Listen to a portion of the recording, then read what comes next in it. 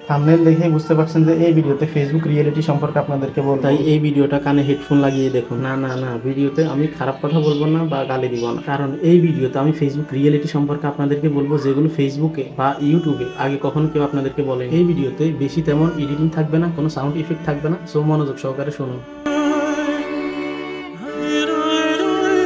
অনেকেই বলে এটা করুন ওটা করুন, আপনার ভিডিও ভাইরাল হবে, আপনি সফল হবেন, কিন্তু ফেসবুক রিয়েলিটি সম্পর্কে কেউ আপনাদেরকে বলে না। তাই আজকে ফেসবুক রিয়েলিটি সম্পর্কে আপনারা জানবেন, তাই চ্যানেলটা এখনই সাবস্ক্রাইব করে দিন। ওকে, কাম টু দ্য পয়েন্ট। ধরে নিন ফেসবুক আপনার একটা পেজ আছে, সেখানে আপনি প্রতিনিয়ত ভিডিও আপলোড করেন, কিন্তু আপনি কি জানেন আপনার মতো আরো লাখো মানুষ আছে যারা প্রতিনিয়ত ভিডিও আপলোড করে। এই লাখো মানুষের থেকে মাত্র 5% মানুষের ভিডিওতে ইমপ্রেশন দেয় বা ভাইরাল হয় বা ভিউজ আসে, বাকি 95% মানুষ বা ক্রিয়েটরের ভিডিওকে ড্রপ করে দেয়, মানে কোনো ভিউজে আসে না। হতে পারে এই 95%-এর ভিতরে আপনিও আছেন। প্রথমে আসি যাদের মনিটাইজেশন আছে। ধরে নিন আপনার একটা ভিডিওতে 1 লক্ষ ভিউজ আসলো, সেখান থেকে আপনাকে $3 দিবে, কিন্তু এই $3 থেকে $1 ফেসবুক কেটে নিবে, বাকি $2 আপনাকে দিবে। অনেক বেশি কাটে ইয়ার, এত কষ্ট করে ভিডিও তৈরি করে মাত্র $2 1 লক্ষ ভিউজ। আমি আপনাদেরকে ডিমোটিভেট করতে আসি নাই, আমি জাস্ট উদাহরণ দিচ্ছি এবং কি রিয়েলিটি বলতেছি আপনাদেরকে। আর যারা ডিমোটিভেট হয়ে ভিডিওটা ছেড়ে চলে গেলেন তারাই হেরে গেলেন। যদি হেরে যেতে না চান তাহলে ভিডিওটা এন্ড পর্যন্ত দেখুন। ওকে, ধরে নিন 1 লক্ষ ভিউজের জায়গায় আপনার ভিডিওতে মাত্র 5 থেকে 10,000 ভিউজ আসছে, তখন আপনার ইনকামের সংখ্যাটা কোথায় গিয়ে দাঁড়াবে আপনি হিসাব করুন। এবার ভাবুন এই ইনকাম দিয়ে কি আপনার সংসার চলবে? ওকে,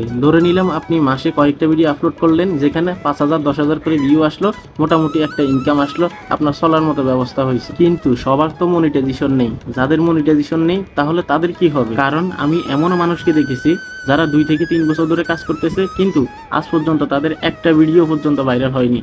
মনিটাইজেশন তো অনেক দূর। তবে এই 5% মানুষের কাতারে আপনিও দাঁড়াতে পারবেন যদি 2টা পয়েন্ট আপনি নোটেট করেন। তার মধ্যে ফার্স্ট সেটা হচ্ছে স্ট্রাগল করা। আপনি যত বেশি স্ট্রাগল করবেন 5%-এর কাতারে দাঁড়িয়ে যাওয়ার সম্ভাবনা আপনার তত বেশি থাকবে। ধরে নিন আপনি কোনো কাজ করার জন্য, যেমন একটা থাম্বনেইল বা একটা ভিডিও তৈরি করার জন্য যখন আপনি পরিকল্পনা করবেন, তখন আপনি রাতে ভাবলেন যে আমি সকালে এই ভিডিওটাকে বা এই থাম্বনেইলটাকে কমপ্লিট করব, কিন্তু সকালে আপনার এমন একটা জরুরি কাজ পড়ে গেছে যেটার জন্য আপনি বাইরে যেতে হবে। এতে কি দাঁড়ায়? আপনার পরিকল্পনা একদমই শেষ। তাই আমি বলি যখন আপনার যেটা করতে মন চাইবে সেটা একদমই সাথে সাথে করুন, কোনো লেট করবেন না। কারণ আমিও যখন একটা ভিডিও তৈরি করার পরিকল্পনা করি, ওই ভিডিওটা যতক্ষণ পর্যন্ত তৈরি করে আপলোড না করব ততক্ষণ পর্যন্ত আমি নিজেকে ফ্রি ফিল করি না। আর যখন যে পরিকল্পনা মাথায় আসবে সেই কাজটাই আগে করবেন, তাহলে নিজেকে ফ্রি ফিল করবেন এবং কি কমফোর্টেবল ফিল করবেন। আর এটাই হচ্ছে স্ট্রাগল। সেকেন্ড যেটা নোটেট করবেন সেটা হচ্ছে কনসিস্টেন্টলি। আমি বিশ্বাস করি আপনি এটা জানেন যে কনসিস্টেন্টলি কি। ধরে নিন আপনার বাবা বা আপনার ভাই কিন্তু প্রতিনিয়ত অফিসে যায় বা যে কোনো একটা কাজ করে,